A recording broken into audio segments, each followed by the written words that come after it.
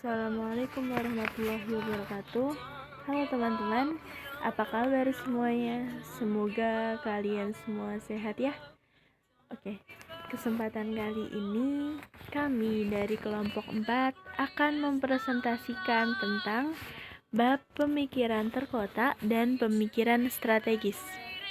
Sebelumnya, izinkan kami memperkenalkan anggota ya.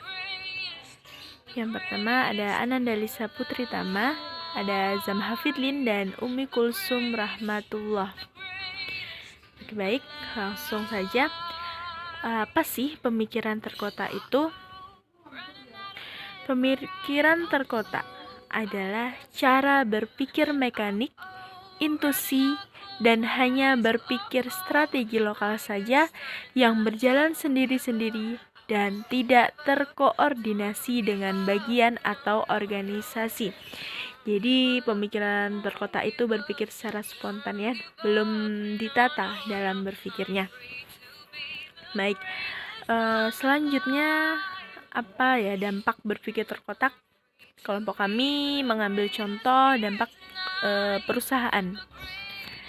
Dalam perusahaan, dampaknya adalah kurang terpenuhinya reward perusahaan terhadap kontribusi karyawan terhadap perusahaan.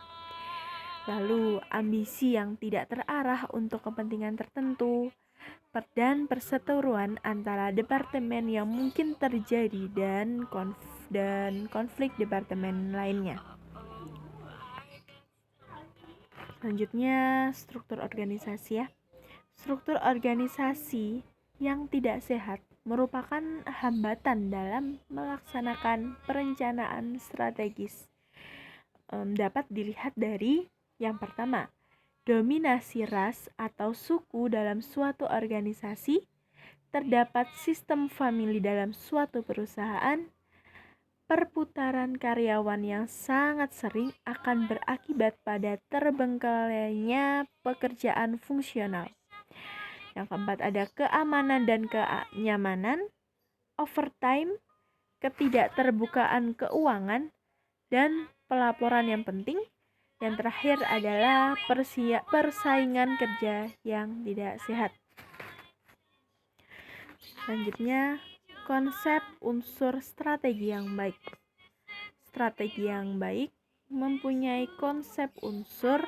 Yang pertama adalah sistem dan prosedur yang tepat, meliputi ruang lingkup kerja usaha dan besarnya perusahaan yang tepat, budaya organisasi yang baik, sistem pembagian kerja yang adil, dan role independen dipertahankan. Itu faktornya adalah budaya dan iklim kerja.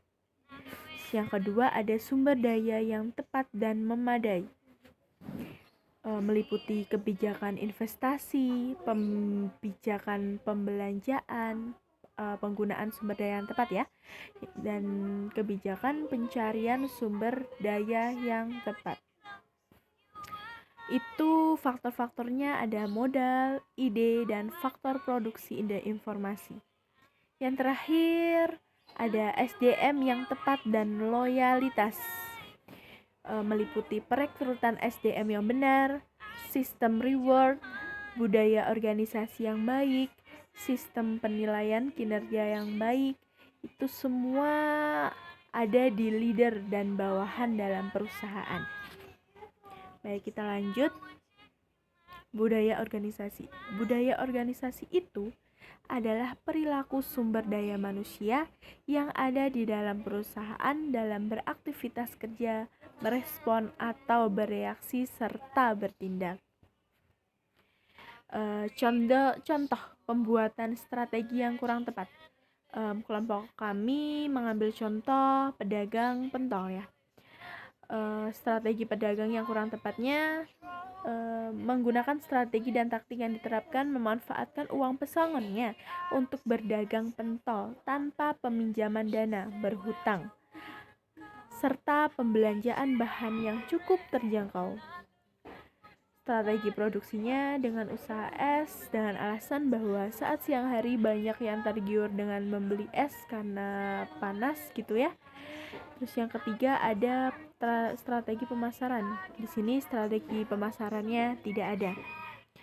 Lalu dapat dianalisis pedagang es tersebut sudah cukup disiplin dalam mengelola keuangannya, tetapi kurang tepat dalam strategi pemasarannya. Karena pedagang itu tidak mempunyai strategi pemasaran yang membuat produknya itu bisa diintai oleh para pembeli dan mungkin kebersihan dan kesehatan produk kurang dijaga sehingga akan terjadi pertumpukan persediaan barang. Selanjutnya, contoh berpikir strategis. Kami mengambil kasus produksi barang.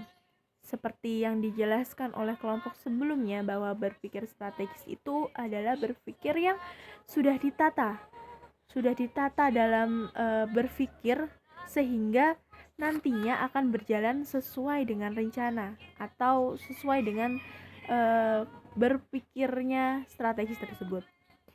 Baik, untuk kasus produksi barang ini contohnya ya, bagian pemasaran akan meningkatkan kegiatan marketing dengan menerima purchasing order atau PO, sedangkan bagian keuangan akan menyiapkan anggaran biaya produksi dan bagian produksi juga akan melakukan produksi.